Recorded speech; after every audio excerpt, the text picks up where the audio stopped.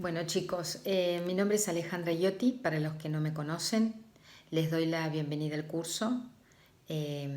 Tuvimos un intento fallido de encontrarnos por Meet, pero no fue posible, por eso les mandé un mensaje por chat diciendo que vamos a empezar a subir videos explicativos de las clases. De todas maneras, tengan en cuenta que para lo que vamos a ver hoy, que es el principio de culpabilidad, yo les puse dos links que son dos libros que se encuentran en la plataforma El Libro, que corresponde a la biblioteca virtual de la UNOVA, que son de acceso libre y gratuito, y en ambas obras se encuentra explicado el principio de culpabilidad, que es el tema nuestro que nos convoca hoy. Arrancamos con el concepto de principio. Principio es una norma general que expresa valores superiores y dotan de legitimidad el derecho positivo, que es el derecho escrito, el derecho que nos regula a los ciudadanos de cada país.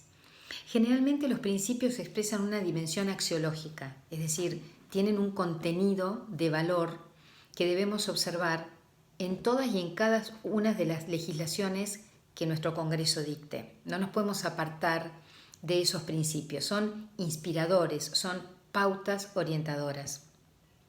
Por eso quiero hacer una diferenciación entre lo que es el principio de legalidad y lo que es, el principio de culpabilidad y lo que es la culpabilidad, que después vamos a estudiar más adelante en el programa al tratar la teoría del delito. ¿Qué diferencia hay? Muy bien, en el principio de culpabilidad, como acabo de decir, corresponde a norma superior, no se analiza en el derecho común. Estos principios están o bien expresamente reconocidos en las constituciones nacionales de cada país o bien, como en el caso nuestro, en los tratados internacionales que, como ustedes saben, a partir del año 94 han sido incorporados. Una vez que fueron ratificados esos tratados por el Congreso, se incorporan a la Constitución Nacional. Eso ocurrió en el año 1994, por lo cual todos estos tratados internacionales que garantizan fundamentalmente derechos y garantías para todos los ciudadanos, forman parte de la Constitución Nacional. El principio de culpabilidad, como el principio de legalidad y tantos otros principios que regulan y rigen la materia, no solo la materia penal, sino de otros derechos, tienen raigambre constitucional. A lo mejor no están expresamente previstos, pero sí están tratados o se deducen de las normas constitucionales. Entonces, el principio de culpabilidad no pertenece al derecho común, es superior, de raigambre constitucional. Nos orienta en punto a que todas nuestras leyes deben cumplir o tender a cumplir con ese principio. En cambio, la culpabilidad como presupuesto o categoría de la teoría del delito sí pertenece al derecho común y se va a analizar allí, en el caso concreto, si la persona es responsable, si es imputable, si es menor, si es insano, si conocía o no la norma al momento de tomar la determinación. Entonces, por un lado tenemos la culpabilidad como presupuesto de la teoría del delito, que ya lo vamos a terminar de ver cuando veamos justamente la teoría del delito, y por otro lado tenemos el principio de culpabilidad, que es lo que vamos a ver hoy. Este principio es complementario del principio de legalidad que ustedes ya vieron en la clase del doctor Brager. El principio de culpabilidad se enuncia como nullum crimen sine culpa. Este es un aforismo, un latinazgo que sucintamente determina en qué consiste el principio, que no hay crimen o no hay pena sin culpa. Pero para llegar a entender este principio, primero vamos a hacer unas aclaraciones. Vamos a aclarar lo que es derecho penal de acto o de hecho, como dice Roxin. La doctrina nacional dice derecho penal de acto, Roxin habla de derecho penal de hecho, del derecho penal de autor. Esto es muy importante porque hay una gran diferencia entre uno y otro. En el derecho penal de acto o de hecho, la pena se vincula a la acción concreta que realizó el individuo.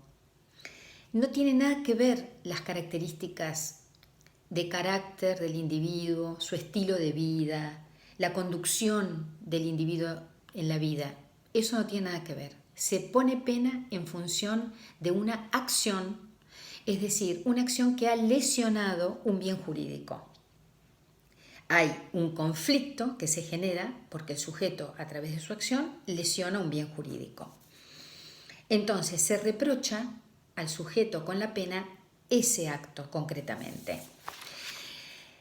Entonces, para este derecho penal, que es bien garantizador, se necesitan acciones humanas, una estricta delimitación de esas acciones, el nullum crimen sine lege, es decir, lo que estuvimos viendo anteriormente en el principio de legalidad.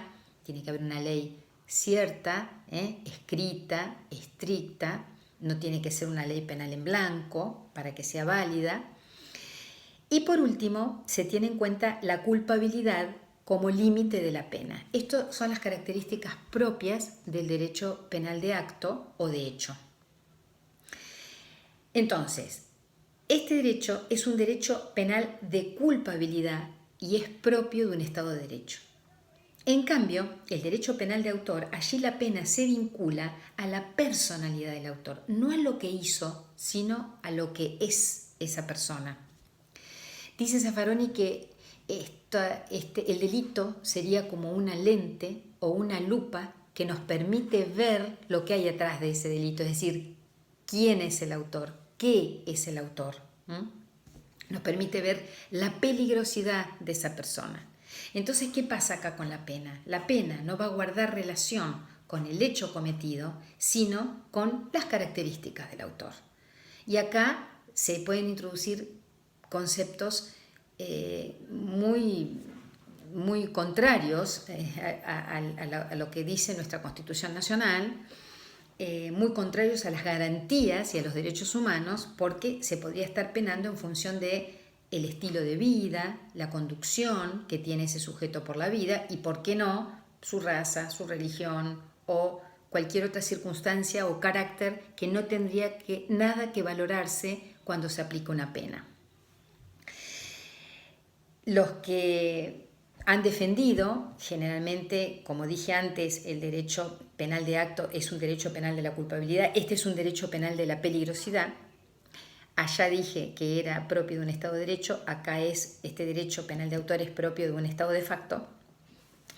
Y se ha sostenido que no se puede enjuiciar el hecho por su repercusión en el mundo exterior, sino por lo que nos revela del mundo interior del autor. Eso es lo que dicen los regímenes que han tenido en cuenta este tipo de derecho para legislar.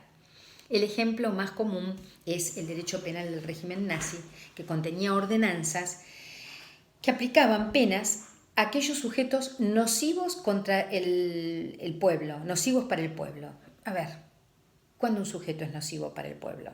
Evidentemente, esto amplificaba mucho la posibilidad de poner pena, así que por eso decimos que este es un derecho penal de peligrosidad y que es propio de un Estado de facto y no de un Estado de Derecho.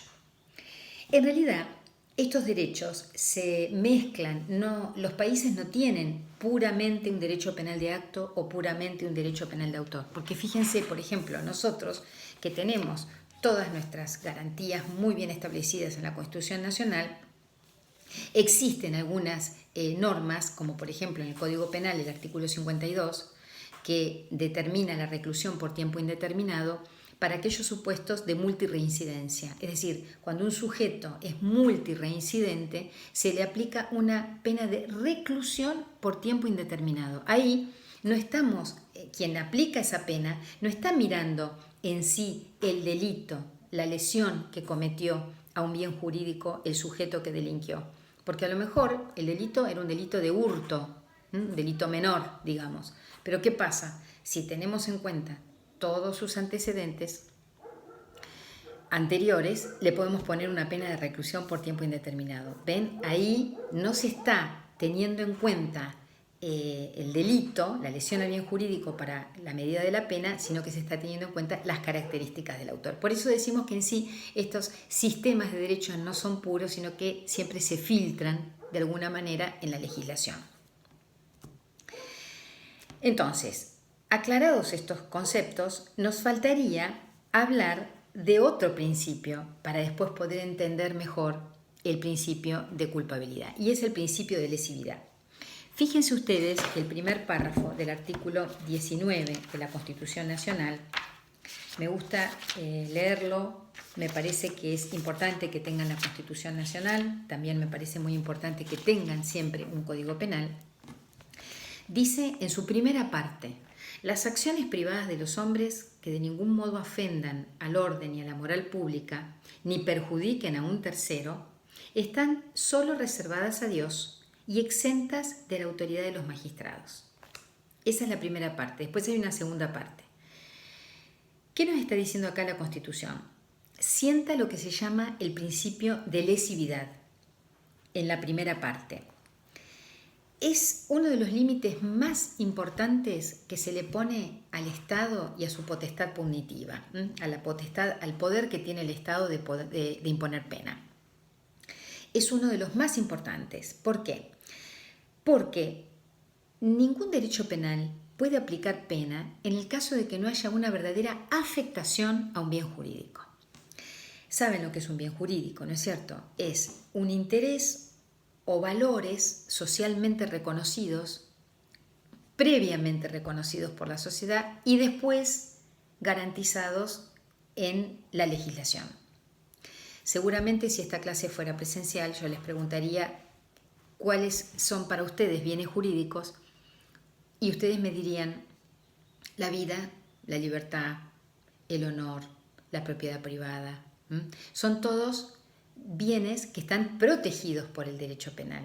Derecho penal en la parte especial tiene diversos títulos que protegen distintos bienes. En una parte estará regulada, protegida la propiedad a través del delito de robo, de hurto, de estafa.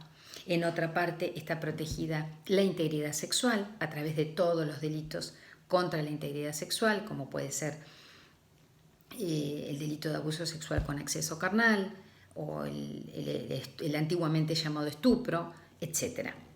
Esos serían entonces los bienes jurídicos. ¿Qué exige el principio de lesividad? Que el bien jurídico se encuentre afectado y no mínimamente, porque ustedes saben que si hay una mínima afectación al bien jurídico, estaríamos hablando de lo que se llaman delitos de bagatela.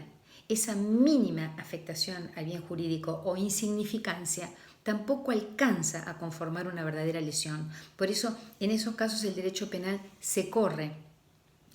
Si ustedes pueden solucionar un conflicto entre bienes jurídicos a través de otras ramas del derecho, como puede ser, por ejemplo, un incumplimiento contractual, la falta de pago de un alquiler, ¿a dónde van a acudir? Van a acudir al derecho civil para pedir que les resarzan los daños y perjuicios o para pedir que desalojen al inquilino si no cumple con el alquiler. Entonces, ante eso el derecho penal no tiene nada que hacer. El derecho penal sí tiene que intervenir cuando hay una grave afectación al bien jurídico. No puede tratarse ni de afectaciones mínimas ni de afectaciones lejanas o remotas. Por ejemplo, ustedes saben o van a saber que los delitos pueden ser, los tipos penales se pueden clasificar de lesión, cuando verdaderamente producen una lesión en el bien jurídico, o de peligro, cuando hacen correr peligro al bien jurídico. Fíjense que la tentativa, por ejemplo, de homicidio, no hay una lesión verdaderamente al bien jurídico. En la tentativa de homicidio se corrió riesgo ese bien jurídico que es la vida. Bueno, si ese peligro fuera muy remoto, tampoco debería intervenir el derecho penal. Entonces, el derecho penal solamente interviene cuando hay afectaciones graves a los bienes jurídicos y no hay otro modo de resolverlo. Por eso decimos que el derecho penal tiene una naturaleza fragmentaria, eso lo dice Binding, naturaleza fragmentaria del derecho. Toma solo ciertos fragmentos de la realidad para juzgar, no todos. O bien, como dice Roxin, el derecho penal protege en forma subsidiaria los bienes jurídicos. Allí donde no pudo otro derecho solucionar, interviene el derecho penal.